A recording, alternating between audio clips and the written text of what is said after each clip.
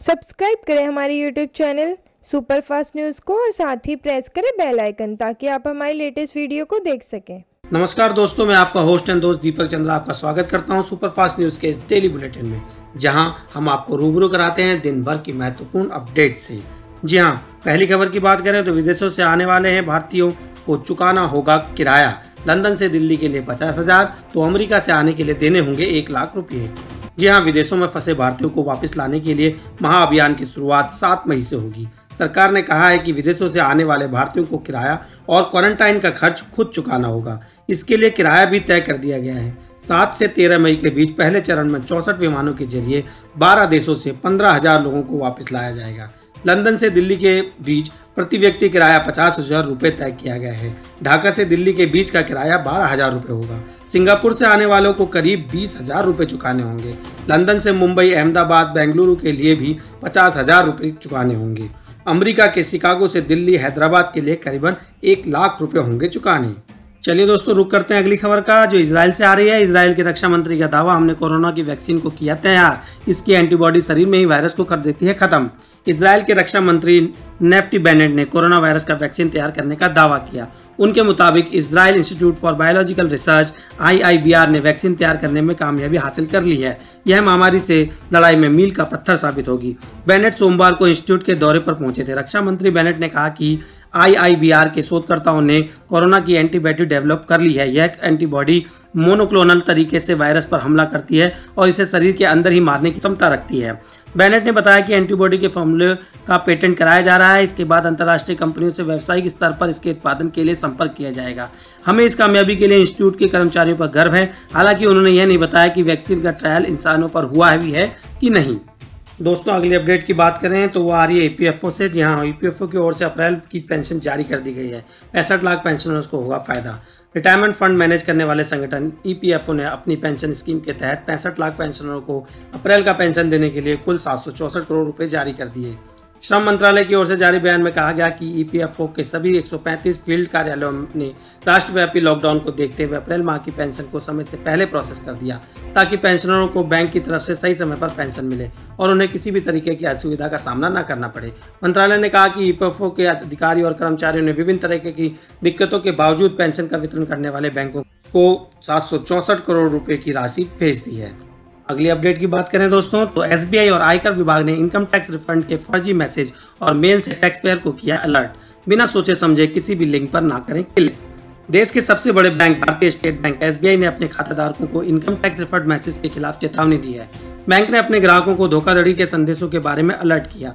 आयकर विभाग ने भी टैक्स पेयर को रिफंड का वादा करने वाले, फिशिंग लालच देने वाले ईमेल और मैसेज के जाल से सावधान रहने की दी सलाह। SBI ने ट्वीट कर कहा कि आयकर विभाग से कोई भी मैसेज मिले जिसमें आपसे इनकम टैक्स रिफंड के लिए कोई प्रोसेस को फॉलो करने के लिए किया जाए तो उस मैसेज को इग्नोर कर दिया जाए, क्योंकि वह फ्रॉड मैसेज है। SBI के ने ग्राहकों से अनुरोध किया है कि ऐसे फर्जी लिंक पर क्लिक न करें और ना ही किसी के साथ कोई व्यक्तिगत जानकारी साझा करें। दोस्तों, बात करते हैं अगली महत्वपूर्ण अपडेट की। जी हाँ, चीन छोड़ने वाली कंपनियों को भारत का बड़ा ऑफर। लग्जमबर्ग के 2 गुना आकार की जमीन देने की तैयारी। चीन से अपना कारोबार समेटने वाली कंपनियों को आकर्षित करने के लिए भारत लग्जमबर्ग से 2 गुना आकार का लैंड पूल तैयार कर रहा है। इस बारे में जानकारी रखने वाले एक सूत्र ने इस बात की जानकारी दी। समाचार एजेंसी ब्लूमबर्ग ने सूत्रों के हवाले से बताया कि चीन छोड़ने का इरादा रखने वाली कंपनियों को भारत में कारोबार के लिए जगह उपलब्ध कराने के लक्ष्य के लिए कुल 4,61,589 हेक्टेयर क्षेत्र को चिन्हित किया गया है।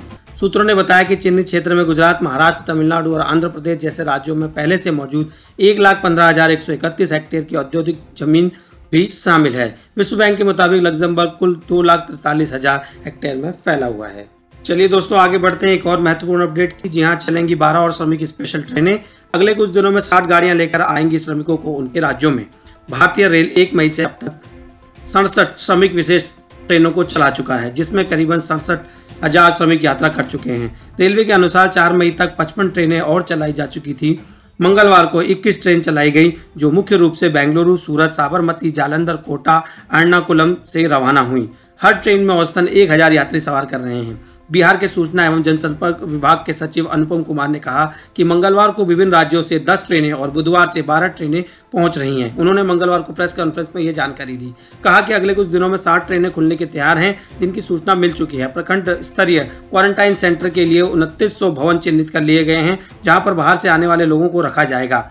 बाहर रहने वाले 19,16,000 लोगों के खाते में मुख्यमंत्री सहायता के रूप में 1,000 रुपए की राशि भेज दी गई है। राज्य के अंदर 201 आपदा राहत केंद्र भी अभी चल रहे हैं, जहां पर 62,774 लोग रह रहे हैं। मानव संसाधन मंत्री ने कहा, देश भर में इस साल 10वीं की परीक्षाएं नहीं होंगी। तेलंगाना सरकार ने भी 1 से 10वीं तक के छात्रों को किया अगली क्लास में प्रमोशन। केंद्रीय मानव संसाधन विकास मंत्री रमेश पोखरियाल निशंक ने ट्वीट किया है कि देश भर की CBSE 10वीं बोर्ड परीक्षाएं अब नहीं होंगी। हालांकि उत्तर पूर्व दिल्ली को इससे अलग रखा गया है। यहाँ छात्रों को परीक्षाओं की तैयारी के लिए 10 दिन का अतिरिक्त समय मिलेगा। कोरोना संक्रमण को देखते हुए बोर्ड ने छात्रों की परीक्षाओं की तैयारी करने के लिए 10 दिन का अतिरिक्त समय दिया। कोरोना संक्रमण को देखते हुए बोर्ड ने मार्च में परीक्षाएं स्थगित कर दी थी। हालांकि CBSE ने पहले 12वीं के मुख्य विषयों के पेपर कराने की बात कही थी। वहीं कोरोना संकट के बीच तेलंगाना सरकार भी राज्य बोर्ड से मान्यता प्राप्त सभी स्कूलों के 1 से 10वीं तक के छात्रों को बगैर परीक्षा के अगली क्लास में प्रमोशन देगी। दोस्तों, दिल्ली से आ रही है एक और बहुत महत्वपूर्ण खबर। जी हाँ, दिल्ली को कोरोना के बाद अब झेलनी पड़ेगी महंगाई की मार। आपने सही सुना, दिल्ली सरकार ने बढ़ाया वैट।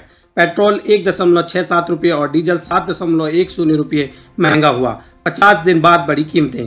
कोरोना से लड़ाई में फंड इकट्ठा करने के लिए दिल्ली सरकार ने 2 करोड़ दिल्ली वासियों को एक और बड़ा झटका दिया। दिल्ली सरकार ने ऑटो फ्यूल पर लगने वाले वैट में बढ़ोतरी कर दी।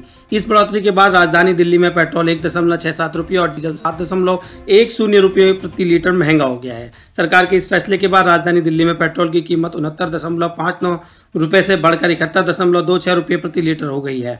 इसी प्रकार से डीजल की कीमत 62.29 रुपये से बढ़कर 69.39 रुपये प्रति लीटर हो गई है। इंडियन ऑयल की वेबसाइट के मुताबिक दिल्ली में अब पेट्रोल पर अब वैट बढ़कर 16.44 रुपये प्रति लीटर हो गया है। वहीं डीजल पर वैट 16.26 रुपये प्रति लीटर हो गया है। दिल्ली में अब पेट्रोल पर 27% के बजाय 30% और डीजल पर 16.75% के बजाय 30% वैट लग रहा है। दिल्ली के बाद अब यूपी में भी महंगी हो सकती है शराब। कोरोना टैक्स लगाने की तैयारी में उत्तर प्रदेश सरकार। जी सही सुना, कोरोना संक्रमण के कारण चल रहे लॉकडाउन से बिगड़ी वित्तीय हालत पर नियंत्रण के लिए सरकार देसी विदेशी शराब पर अतिरिक्त कर लगाने की तैयारी में। बताया जा रहा है कि देसी शराब पर 3 से 5% तथा विदेशी शराब पर 5 से 10% तक अतिरिक्त कर लगाया जा सकता है। इस नए टैक्स से सरकार को इस कोरोना काल में राज्य की जरूरतों को पूरा करने में थोड़ी बहुत मदद मिल सकती है। गौरतलब है कि चालू वित्तीय वर्ष में राज्य सरकार का लक्ष्य करों के माध्यम से करीब 1.66 लाख करोड़ रुपये राजस्व एकत्र करने का है। इसमें 36,000 करोड़ रुपया आबकारी से मिलने वाले राजस्व पर निर्धारित हैं। नया कर लगाने से आबकर में मिलने वाले करों का लक्ष्य बढ़ जाएगा। वहीं करेत्तर राजस्व से राज्य सरकार का लक्ष्य इस वर्ष करीब 20,000 करोड़ रुपया हासिल करने का है। इसी के साथ दोस्तों, आज का ये बुलेटिन यहीं समाप्त करते हैं। यदि आपको हमारा बुलेटिन अच्छा लगा हो तो कृपया कर इसे लाइक करें, सुपरफास्ट न्यूज़ के चैनल को सब्सक्राइब करें और महत्वपूर्ण कमेंट्स जरूर दें, क्योंकि दोस्तों आपके कमेंट्स हमारे लिए बहुत जरूरी हैं। इसी के साथ मैं आपका होस्ट एंड दोस्त दीपक कल फिर मिलने के वादे के साथ आप सभी को विदा लेता हूँ। धन्यवाद।